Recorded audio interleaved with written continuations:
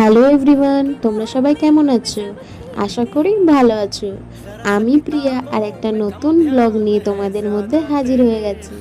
তো আজকে মায়ের সাথে চলে গেলাম মধ্যমগ্রামের চৈত্র সেলে। তো মধ্যমগ্রামের এখানে একটা ব্রিজ আছে, যেটাকে আমরা ছোটোবেলা থেকে কাঠের ব্রিজে জানতাম, যেটা এখন পরিবর্তন হয়ে লোহার ব্রিজ হয়ে গেছে। তো বহু বছর পর ওখানটায় গেলাম। একটা সময় ছিল যখন আর কি আমি যখন টিউশন পড়তে যেতাম ওই দিকটায় যেতাম।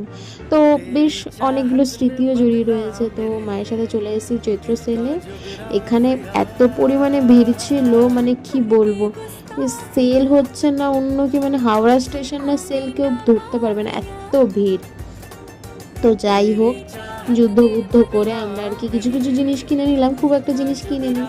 তারপর ওখান থেকে ফেরার সময় ভাবলাম যে চলো যাই বিশাল থেকে ঘুরে আসি। তো মা আর আমি দুজনে মিলে বিশালে চলে গেলাম, মায়ের কিছু জিনিস কেনার ছিল। তো এদিকে আবার আমার মা কি করছে, গ্রসারি সেকশনে গিয়ে আমার মা আবার টোস্টের অ্যাড দিচ্ছে, বলছে দেখ আমি অ্যাড দিচ্ছি।